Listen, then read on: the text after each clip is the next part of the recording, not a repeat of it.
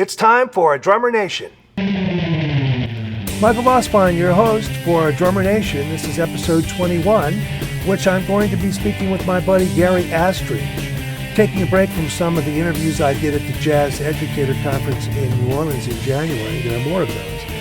Gary Astridge is the curator of Ringo Starr's drums.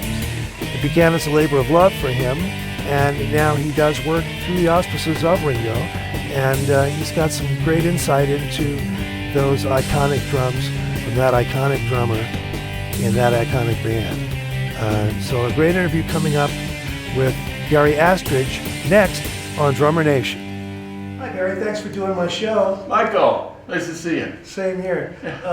You and I are of a certain age, let's say, whereas drummers, whenever you ask somebody our age about drums, it always starts with, well, I saw the Beatles on the Ed Sullivan Show.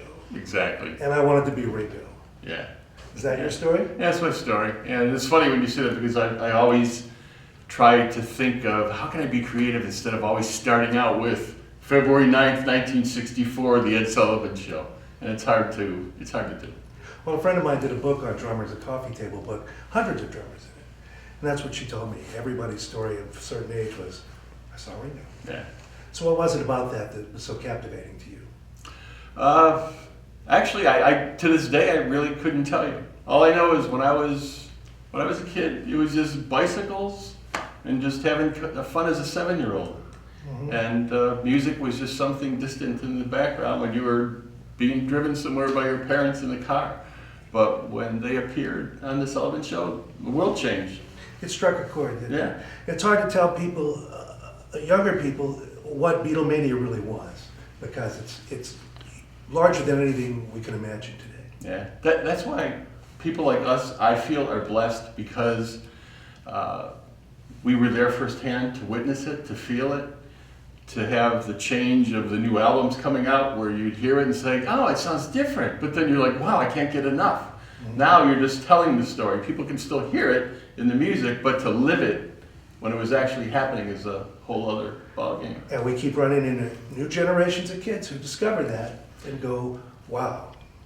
Yeah. You know, even my grandfather, before he passed years ago, said, you know, all the music that's come since then, the Beatles were still the best. Yeah. For me, being a drummer, playing in a band that does Beatles on a high level in 60s music, there's nothing better than when you can see whatever you can see close to the stage and you see little kids there singing the songs and you're going like, they know the lyrics. Mm-hmm. I mean, it just blows me away. So was that your first experience as deciding to be a drummer, or were you a drummer before that? No, that was it.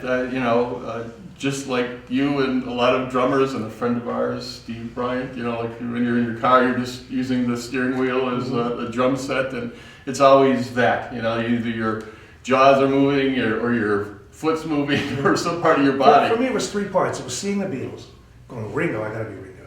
And then it was sitting down at a cousin's drum set and knowing within a matter of moments that this was what I had to do. Yeah. And then the third one was telling a little girl across the street, I think I'm gonna be a drummer. And that was instant cool cash, you might say, cool credibility. Yeah. It's just amazing how when you think about how it was at that time, when you just, for me, even now, when I listen to Beatles songs, it's almost like my ears go right to the sound of the drums and the sound of the snare. It's almost like in my head, the volume of the drums gets pushed to the forefront, mm-hmm. And if someone said, "Did you hear that bass part?" No, missed it. No, but I heard the high. So fill me in the blanks in there between. We're going to get to where you are now, which is you're Ringo's curator. Mm-hmm. But there's a long period in the middle there where you've been a working drummer all your life, or what? No, actually, I was just like a garage band kind of a guy early on, and was kind of. Conservative as a person, always felt that I never took lessons, so it was always like embarrassed to go out there and play with real people, figuring, God, they're just going to blow me out of the water and say, what's up with that? None of it serves to music. No, so but I had fun with it. It was always a joy, and then later on in life, I took it back up and made up for lost time and really went at it seriously. So how did Ringo's BeatleKits.com get started? How did you get your affiliation with Ringo rolling in the first place? Like I said, the semi-short version is that just having a passion for the Beatles, learning to play drums at a young age, having a small little kits. I decided at one point that I wanted a Ringo kit, and when I got it, it wasn't a Ringo kit. It was like a late 69 bowling ball version, and there was other things that weren't right. So I just started doing more research, became a collector of vintage kits, all specific to Ringos. That led me to having a complete collection, which led me to taking all the information that I learned through research and creating a website called ringosbeatlekits.com. And that led inevitably to me working on projects for Ringo. So you were deeply into this before meeting Ringo? Oh, heavily, yeah. That stands to reason. Yeah, and the biggest, best decision I ever made in my life was creating the website, ringosbeatlekits.com, to share my information with other people. Mm-hmm. And I think just the innocence of sharing, mm-hmm. and really, subconsciously telling people, hey, you don't have to spend a lot of time and money. Just go to the website and you can find all the information you need here if you want to have a dead-on Ringo kit. And it was a work of love, too. Oh, yeah, that's definitely. You're looking for nothing from that. No. Which is admirable. That's terrific. Mm-hmm. Now, when you did get together with Ringo, is he aware of all the little things about the drums that change from year to year? If this was the right drum for that, or the right piece, the right part? Or how much of a gearhead is he? I would say not much, in a respectful way.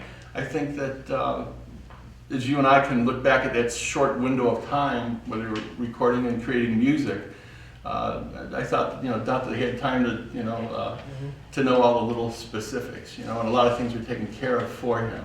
Right. So I think for him now to look at the kits today, to see that they're all put back together, 100% accurately, it's like, wow, yeah, it's kind of cool that somebody did that for me.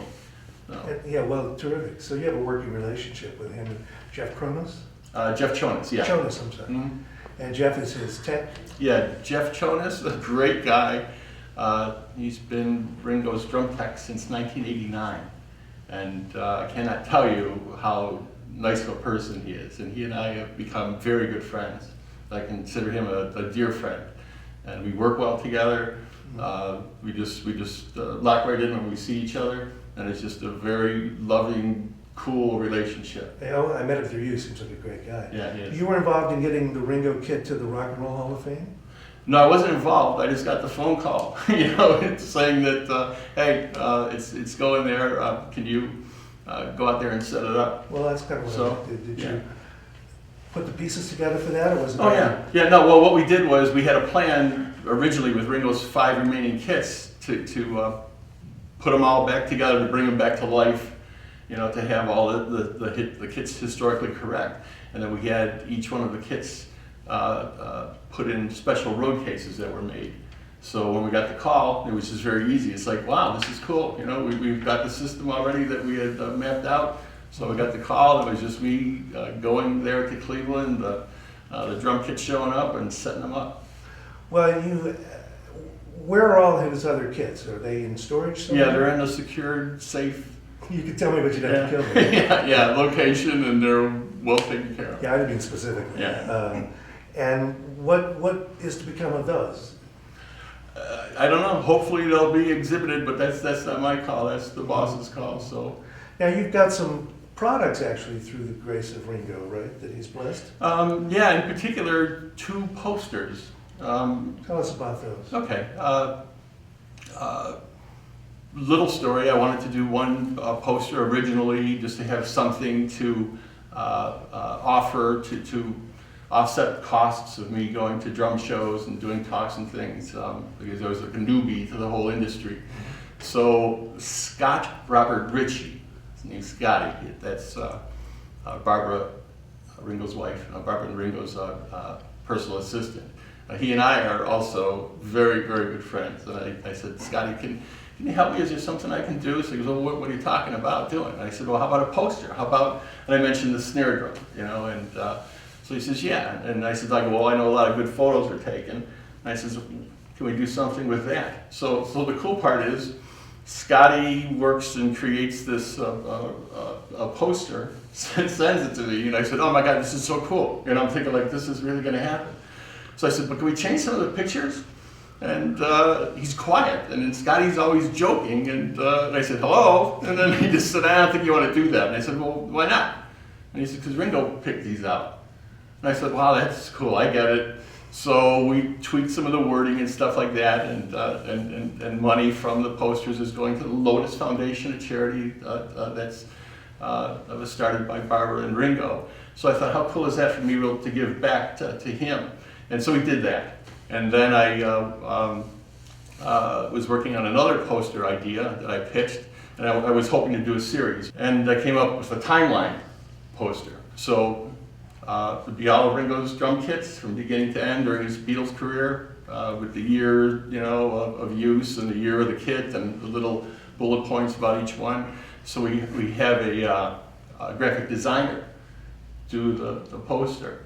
And Scotty sends her all the information, picture-wise.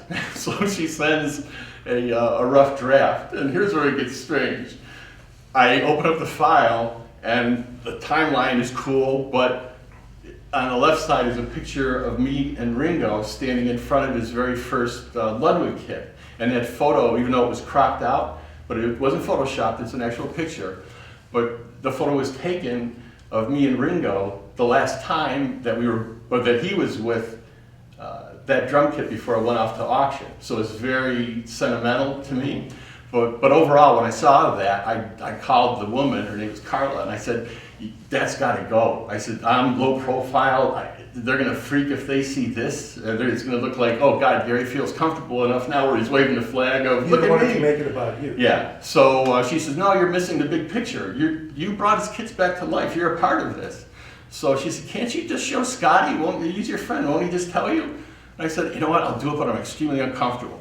I sent him an email, and within a minute, he sends us a response, and I'm sitting on my desk going, you're 6'5", 250. I don't want to press the button to read the email. I don't want to know what he has to say. And I do, and it says, this is great. It's about time you came out of shadows. So the short story is, Ringo approves it, and from what Scotty told me, Ringo said, Gary's done so many nice things for us, let's do something nice for him. So to me, that was just like the exclamation point. That's great. And validation. Well, that comes from your heart being in the right place. And I'm sure somebody like him has millions of people looking to take advantage somewhere, and you're not. Mm-hmm. So that's great. So how many different products are available like that? Well, we have those two. We have posters that are where Ringo is actually signing some, and he doesn't sign anything. So for him to do that is another honor for me. So we're doing signed posters that are specially framed.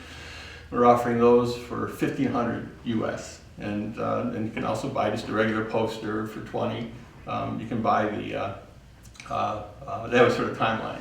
You can buy the snare drum poster for $20, and we have like combination offers. It's all on our ringosbeatlekit.com website. There's a store. That was my next question. Yeah. ringosbeatlekits.com. Yeah. All right. Well, I know you have some new things we're working on, but we can't talk about those yet. Right. But that means you can come and talk to me again. Sure. I appreciate it if you come do my show again. Yeah, I'd love to. Well, thank you for taking the time to drop in, and thank you to Classic Drummer Magazine for lending us their studio. This is a bit above my pay grade, but they're great pals of mine, and we both have worked for and with, and give a special shout out to them. Thanks, Gary. Thank you. Nice seeing you, Michael. Take care.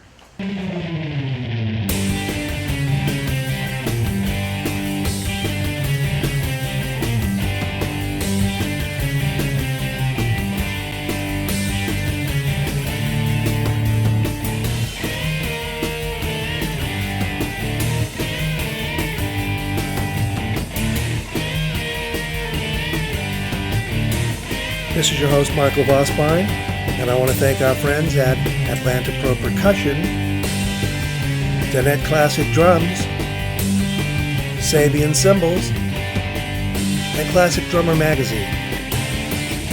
We'll see you again in 2 weeks.